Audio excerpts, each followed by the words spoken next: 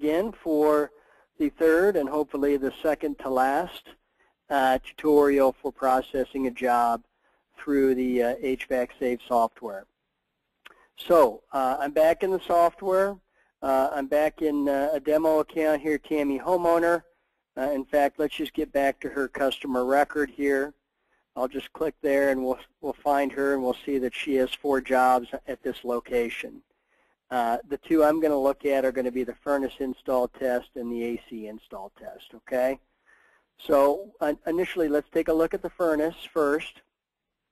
You know, we'll click on the job, and I've already completed this job. Steps 1, rebate info, 2, equipment info, and 3, HVAC testing and current conditions info. So I'm going to go right into my reports, and we will see that the software is presenting you with 4 different types of reports. This one at the top, it'll have utility sponsored, Alliant Energy, Mid-American. It's the report that ultimately goes along with the rebate forms. We're going to call them test results, okay? We have homeowner reports, basically they're certificates, things that you can give your homeowner. We have a diagnostic report for you, so in the event that you are having trouble with an installation, or maybe it's a pre-sales, you're just trying to get some diagnostic data, maybe you're trying to convert a furnace to GO or whatever, just try to understand what you're dealing with. We have a deeper contractor report here, and then we have the utility rebate forms that have been integrated as well. Okay, we're going to look at each one of these, but let's start by doing what you're going to do most often is when you get done with a job is you're going to look at the test results. So you click on the little circle next to it, you hit download, and what's happening right now is it's calculating its BTU results and it's populating a PDF document. And so we'll give it typically about 5 seconds.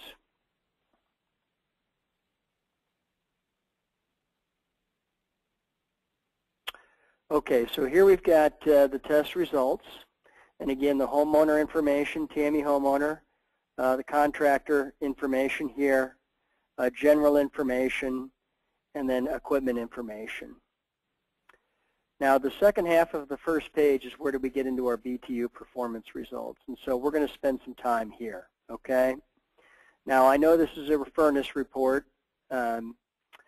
You know, the rated input and output on this furnace is 66,000 and 64,000 respectively. Those are the AHRI numbers. When you get down here into the equipment performance section, if we're dealing with equipment rebates, if we're dealing with the performance tune-up, we're talking about equipment performance. If we get into duct sealing and installation, we're talking about duct performance. And then if you have a desire to see the 2 together, that's total system performance, okay?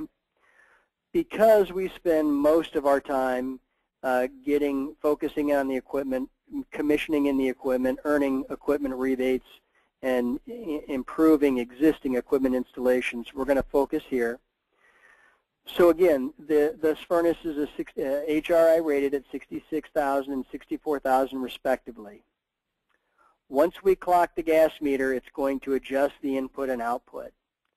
So in this particular case, we see the adjusted input of 59,860, and we see the adjusted output of 5806. Okay? Now, what I'm going to tell you is that most manufacturers are looking for the adjusted input to be plus or minus 5% of the rated input. The utilities aren't totally married to that number. I think if you're within 10,000 BTUs, they're probably not going to blink. If you're outside of 10,000 BTUs, then it really doesn't matter what your score is because they're going to lose confidence in some of your other numbers. They're going to get concerned about the homeowner dialing up their thermostat when this is supposed to be an efficiency program, so on and so forth. So, you know, look to get your adjusted input and output within 5% of the AHRI ratings. Over here is your measured output, okay, 54,724. So this installation, once it's up and running, is delivering 54,722 BTUs of heat.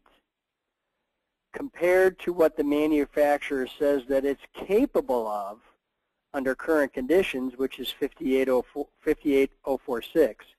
So that's essentially 94%. This divided by that. That's your BTU relationships, okay? Now, where do my BTUs of heat come from? All right, that gets to the second page of this particular report. I might just comment here real quick on the duct performance. This does give you something to talk to the customer about. This duct score is 66, which isn't real good. That means that about 34% of the BTUs coming out of the equipment are not making it to the rooms. So there certainly is an opportunity here for some sealing and insulation work to deliver more of that comfort into the rooms. Again, popping back to our measured BTUs, we're going to go to the second page now. What are the underlying numbers that the utility will verify that make up that particular number, okay? Well, that's going to be airflow and temperatures. So it's going to be a matter of combustion, and it's also going to be a matter of airflow across that heat exchanger, okay?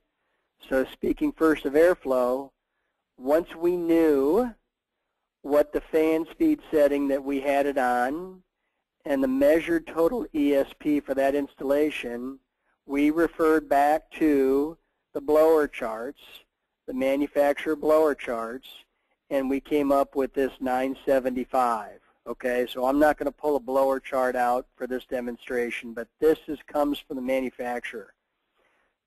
You got to use your measured ESP, not your rated, but your measured ESP, and then your fan speed setting. The important point is read that section of the manual, follow that section of the manual, because the utility is going to verify that you've read and followed that section of the manual. And of course, you want to deliver the BTUs of heat to the customer anyway.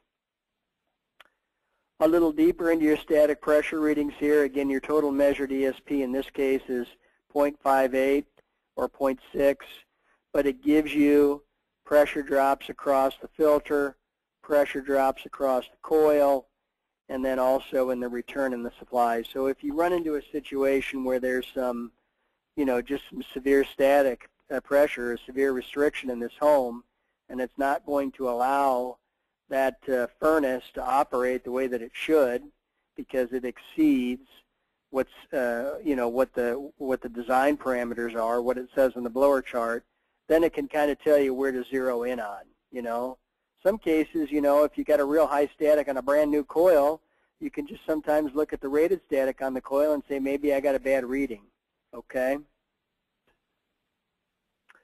Moving down a little bit farther, we get into our temperatures. In this case, here are our temperatures at the equipment, and here's our temp rise, 52 degrees, okay? So maybe our desired was 55. Let's say this furnace was rated at 30 to 60 and we were looking to 55. We got pretty close, okay? But that's your temperature rise on this particular furnace. And then here are our room temps. Just want to comment on the third page of this report. There are some algorithms in the software that essentially look at your results as well as the underlying numbers that drive those results. And if I've got a clean bill of health on this one, but you would find comments in here if the software is seeing some funny things. What's important to you is you're going to want to take a second look at those things, because I can assure you the utility verifier will, because those are the same messages they are getting.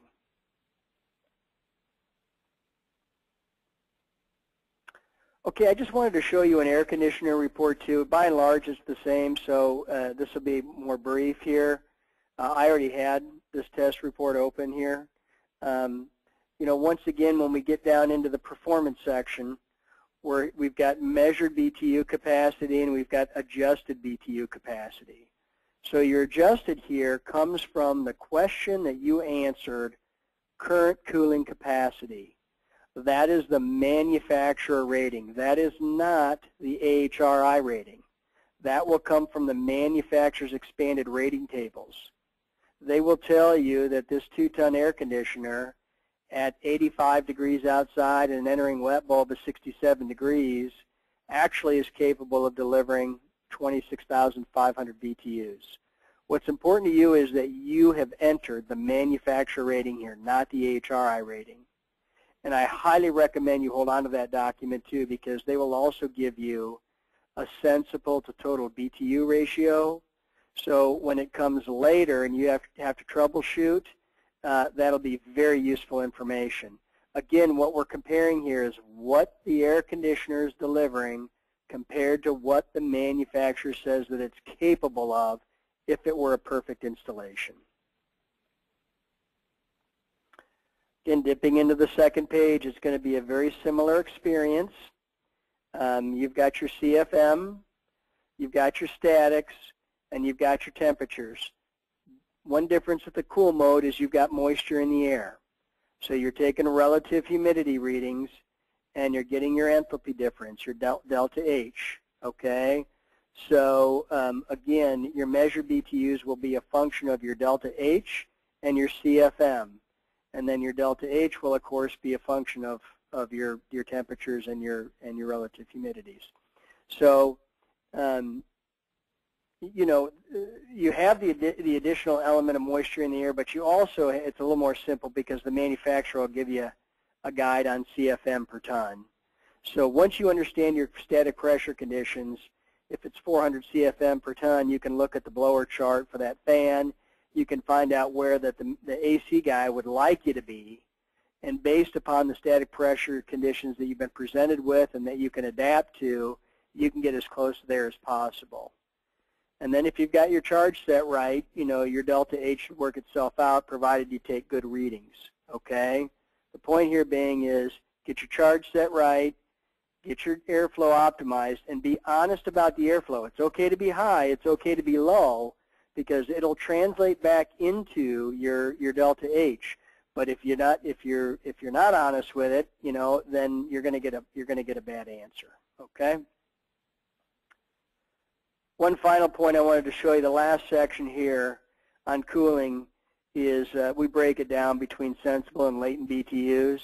So if you get a score that's not qualified, you can compare your BTU performance to that manufacturer chart that says what to expect, and you might be able to pinpoint whether it's your sensible or your latent BTUs. So this is actually a really helpful troubleshooting section. Okay, back to the software. I just wanted to show you some of these other reports. I'm going to show you this diagnostic report first. So, you know, let's say that you have, you know, you didn't pass, you got a low score, you got a high score, or perhaps that you just want to really understand deeper what the conditions are in this particular installation. We're going to go ahead and take a look at this.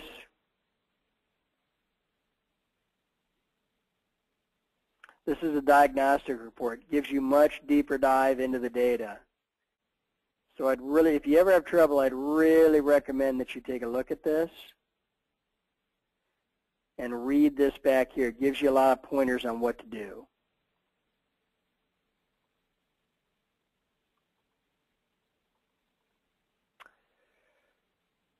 Okay, the homeowner certificates. We certainly wanted to give the homeowner information, something that you could give the homeowner that didn't have that number on it, 94 or 91. Obviously, that just exposes you to questions. So we've created these certificates. It's got excellent on it. And last but not least is the homeowner rebate forms. We pre-populate these forms so that they're very professional and so that you can use them alongside